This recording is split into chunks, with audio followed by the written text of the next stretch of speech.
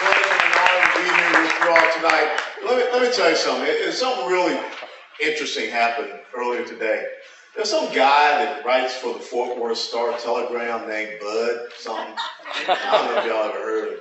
But Bud, he got in contact with our communications director and demanded that Alan West explain why he's going to be with Kevin Witt tonight. I can't say what I said in my heart. But Bud, if y'all take this, you're a jackass.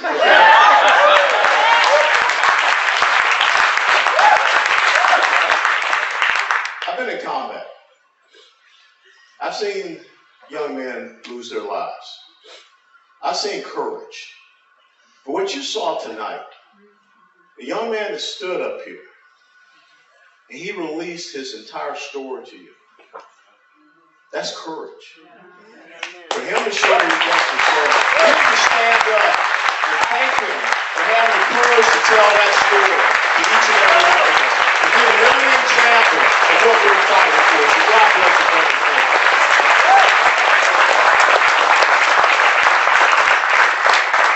Well, what Kevin didn't tell you as well is that Planned Parenthood is moving on from just murdering unborn babies now. They're in the gender dysphoria business as well. Puberty blockers, modification surgeries, and things of this nature. So what has happened to us?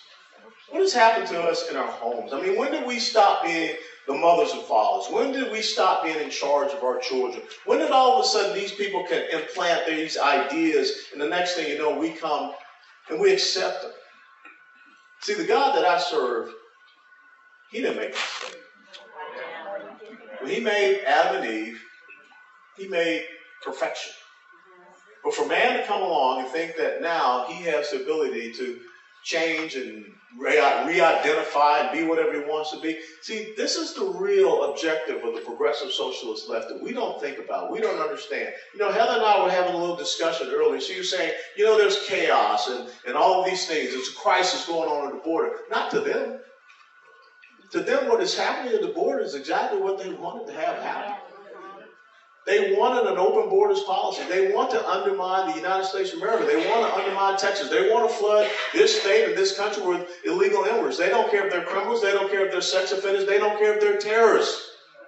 Remember what Antifa was shouting once upon a time. No borders, no walls, no USA at all.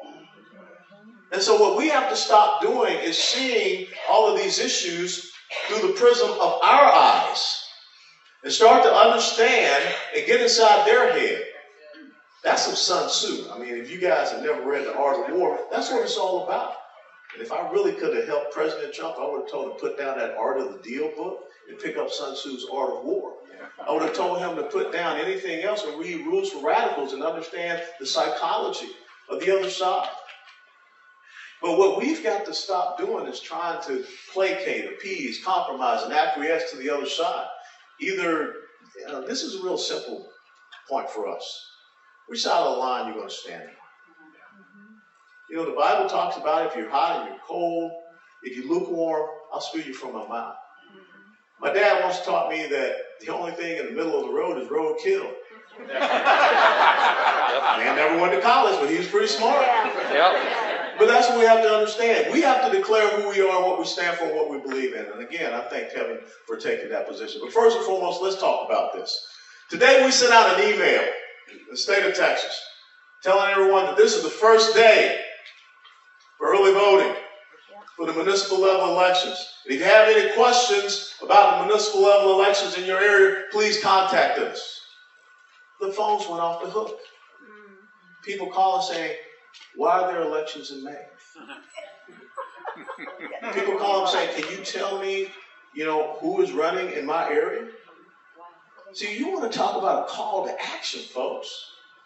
When the left comes into a strong constitutional conservative state, being it Nevada, used to be red, California even used to be red, Arizona, New Mexico, Virginia, Georgia, Texas. When they move into our states, guess what the first thing they seek out to do? They run for city council. They run for school board. They run for county commission. They run for county clerk. They run for all of these things at the local level, and we pay no attention to them. You can run up to, I got to tell you, I was down in Dallas at an event. A woman came up to the microphone just mad, screaming, yelling, blah, blah, blah, blah, blah. This is what you need to be doing and all this kind of stuff, Chairman. I asked her one simple question. I said, who's your state representative? She said, Ted Cruz. And we laughed. But this is the problem. We don't understand the most important level of governance that is out there. Tip O'Neill, a Democrat, even said it. All politics are local. If we continue to have 5%, 6%, or maybe if you're lucky, you get 8% turnout for our local level elections, the other side's going to continue to laugh at us. Right now in Denton County, just north of you all here, there's a Democrat group that is talking about how they're going to undermine and take over Denton County through the city council elections, the school board, local elections. And if you don't think that they have the exact same mentality, the exact same target on Collin County, because there's a cancer down south of you all called Dallas County. And that cancer is metastasizing. And it's looking to spread, it's looking to grow. It's looking to grow up north to Collin and Denton. It's looking to grow out over to the west, over to Tarrant County. It's looking to grow down south into Ellis County. And if we don't start paying attention to these local elections, stop thinking about what happens in 2022. You know, the United States Army in 1942, in Europe, their first battle was not trying to go to Berlin. The first battle was in North Africa. Because they understood that they had to defeat the enemy in the outer perimeter and start to reduce their sphere of influence. So we need to defeat this enemy where he's closest to us, in our city councils. You sit around and you say, well, Colonel, I'm tired of this critical race theory. I'm tired of all this stuff going on and teaching my kid and indoctrinating my kid. Who's your school board member? Crickets. You got to get out there. The most important elected position in the United States of America is school board. The election that has the least amount of voter participation in the United States of America is school board. And then you say, well, why are they indoctrinating my kid? Why are down in Leander Independent School District are kids reading pornography and they're being told that it's literature? It's all about school board. It's all about good governance at the local level. So my challenge to you, first and foremost, here in Collin County, I don't want to hear that for these municipal level elections. You got from now, April the 19th to May the 1st. I don't want to hear that you only had a 5% turnout. I don't want to hear you have a 6% turnout. 10% ain't good enough for me. I want to hear 20% or higher. 20% or higher turnout. That means all I'm asking you to do is you go out and find 5 people. And I know you got 5 friends. I even got 5 friends. I have a whole bunch of friends this weekend when I paid for that wedding. Right?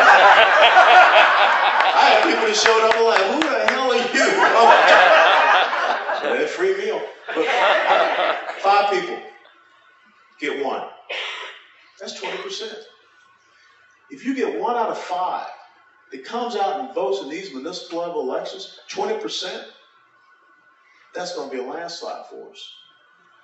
We've got 9 great constitutional conservative candidates running for city council in Dallas. Unheard of in Dallas. We can get a 20% turnout in Dallas. Why? The last mayoral election in Dallas, one of the largest cities in the United States of America, 8%. It's 10% Republicans in Dallas, Texas. So all I'm asking, get your 5 friends, just give me 1. And then when you get that one, work on a second. You get 40%, that's even better. But that's what we have to do. We've got to beat them at the level that is closest to us. That sets the conditions for 2022.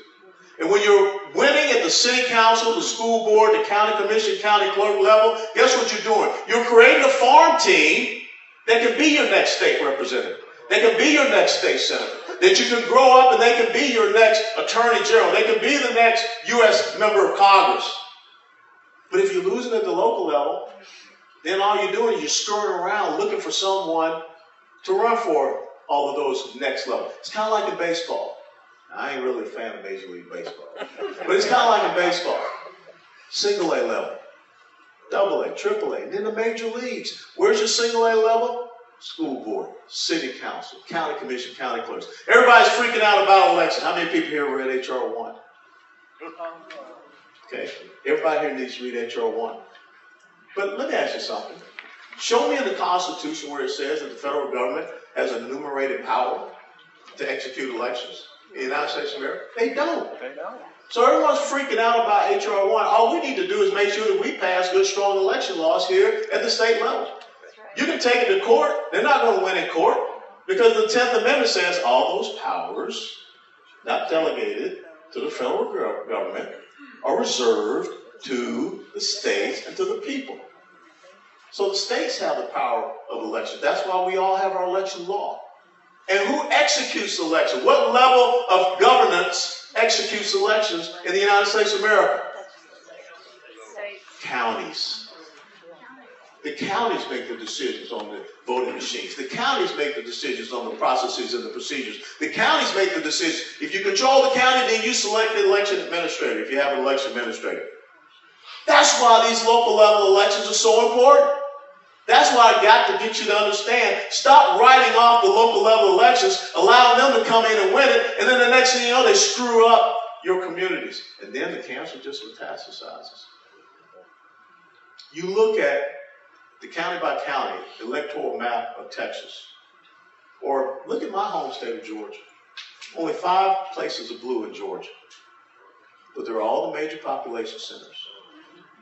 The Atlanta Metroplex, Macon, Columbus, Augusta, Savannah. You know, when I was growing up in Atlanta, guess who was the representatives there? Remember that guy, 1994? New Gingrich. Bob Barr. So what happened? Slowly but surely, we did not raise people to run for city council. We did not raise people to run for school board. We did not raise people to run for county level elections and offices. And the other side came in, they took them over, and they raised up the next generation that came in. That's the problem that we have. I want you to have that vision. And understand that we don't have to fret about H.R. 1 as long as our number one legislative priority is election integrity. We got to get it passed through the House now. We got passed through the Senate. We got to get it passed through the House. And remember how hard you all worked last year, that hot Texas summer? So you have an 83 to 67 majority in the Texas State House. You have an 18 to 13 majority in the Texas State Senate. Why can't we get Republican legislative parties passed when we have those type of majorities? You know, they're not Republicans. So said the man back there in the alien corner. Okay? But the thing is that, okay, sir, you can say that, but I'm going to kind of have to hit you in your back pocket. How did they get there? Okay? Yeah. So you got to be a little bit more courageous and start holding people accountable, holding people responsible. You got to go out there. On the Legislative Priorities tab on the Republican Party of Texas website, you can pull down the digital playbook. Every single one of those legislative priorities, election integrity, monument protection, the religious freedom, constitutional care, ending abortion in Texas, ending child gender modification, school choice, ending taxpayer-funded lobbying, and curtailing executive ovaries. Every single one of those legislative priorities, you can find the bills that are related to them, you can find the committees of jurisdiction, you can find out exactly where they are in the process. Sign up for the Strategic Texas Action Team, STAT, so you get all of the alerts to tell you exactly what's going on with these pieces of legislation. It's just you all. Remember what Benjamin Franklin said, and I think I wrote it in my Monday message. How many people here get the Monday message? Okay, I don't feel so bad. I said in the Monday message where Franklin said, a republic, if you can keep it. That's your responsibility by being a citizen in the great state of Texas and a citizen in the United States of America. If you don't want to keep it, someone else will. If you don't want to raise up your child, as it says in Proverbs 22:6, train up a child in the way that they should go, so that when they grow old, they shall not depart from it, someone else will come in and fill that void. That's right. That's right. And that's what you got happening, even here in the state of Texas. So we need you to step up. Now let's talk about this other thing, about constitutional carry. You know why Texas should have constitutional carry? Because it's in the Constitution. I mean, God bless America. Come on, folks. But really, think about this. Vermont. Yeah. For freaking Vermont has constitution. Bernie Sanders is walking around with constitutional carry at 3 of his lake houses, and we don't have it here. Utah. Mitt Romney is walking around in Utah with permitless carry. We ain't got it here. 20 other states. 20 other states have constitutional carry. 2 weeks ago, 3 states signed up for constitutional carry. Iowa, Tennessee, and Arkansas. Constitutional carry. Big old rough and tough Texas, you know Texas swagger. Texas Cowboys ain't got constitutional carry. And someone is saying that they don't think that they're going to bring it to the floor. You got to call them and say, do you really believe that we don't possess this right? Because if we start to allow elected officials to pick and choose what we have as a constitutional right, then you're going to get more of what you got last year when elected officials come down and decide who and what is essential. It won't be long before they say, well, you know that whole Fourth Amendment thing? You don't have a Fourth Amendment. Guess what? What are they listening to in the Supreme Court? Whether or not police can come into your house without a warrant and take away your weapons. That's how silly this has gotten. So then what happens? Will you have to have a permit to go to church? You know, you're going to have that freedom of religion permit. Or freedom of speech. I mean, we're already pretty much so at that point.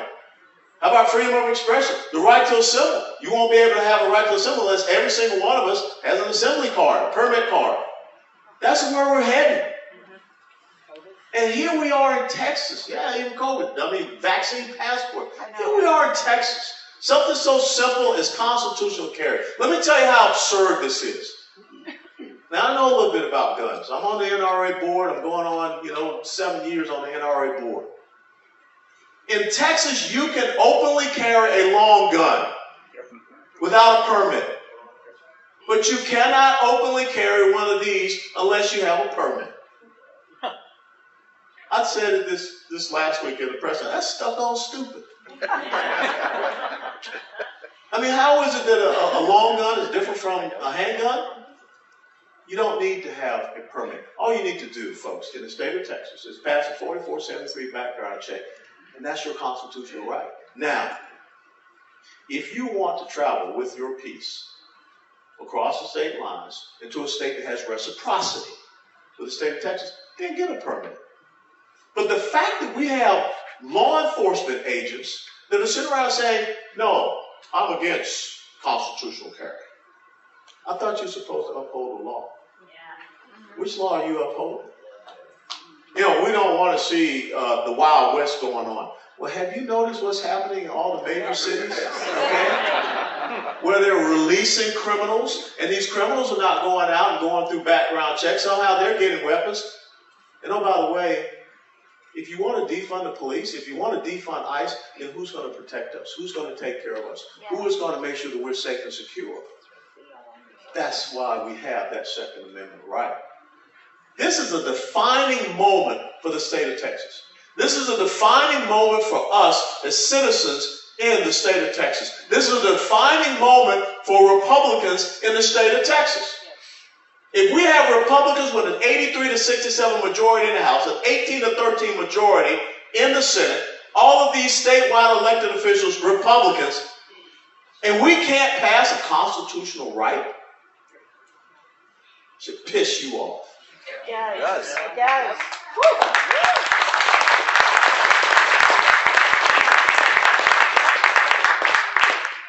So one of our legislative priorities is religious liberty and religious freedom. H.R. 5 threatens religious liberty and religious freedom. How many people here read H.R. 5, the Equality Act? Okay, that's one of the things I want to make sure that y'all do in these groups when you come together. That's a call to action. You all need to have like a legislative committee within here that keeps you all informed and abreast of all of these different pieces of legislation. You're busy. You're out there working. You're taking care of your kids, grandkids, you're living your lives. But someone needs to be able to crystallize this stuff and send out a little short summary, a little one-page summary, so you understand what's going on, so that you can be informed, be educated, be activated. So I want you to do that. But to think about this LGBTQ ideological agenda that they're trying to codify into law, and they're trying to make it equivalent as a civil right. They're saying that sexual behavior, sexual choice is now a civil right. That's kind of offensive. I know. To my mother and father, my granddad and grandma, what they had to go through growing up down south. It's really hard times.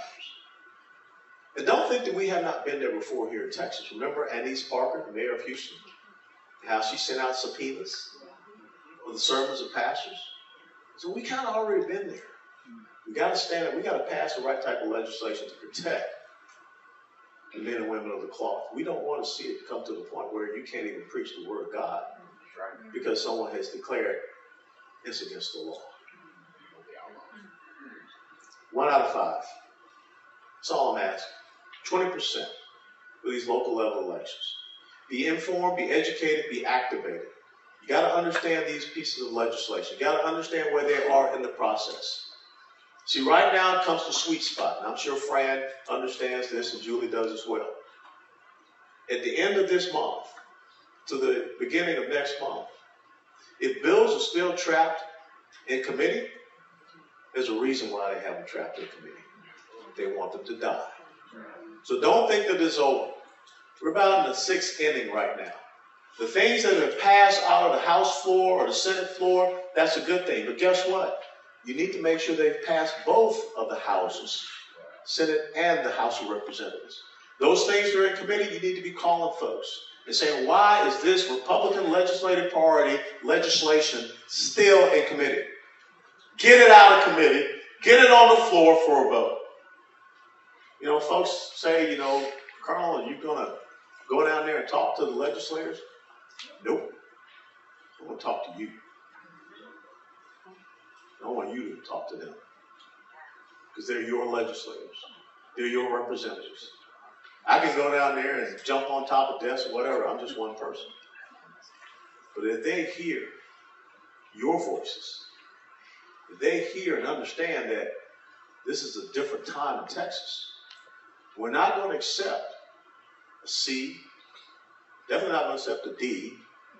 We don't want failure. It's kind of like when you came home, you either had an A's or B plus. Anything less than that, it ain't going to be a good day for you with the folks.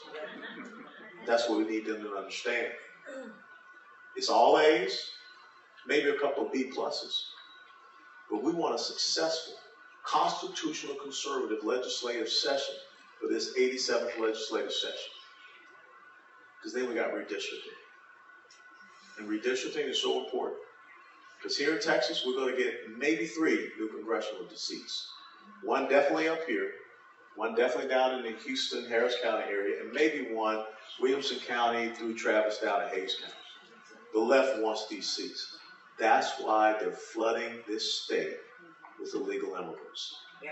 Because remember, the left does not believe the representation is based upon citizenship. It's based upon population. That's why the left in H.R. 1 says that you don't need a voter ID to vote. There will be no review of voter registration rolls as they flood this state with more illegal immigrants.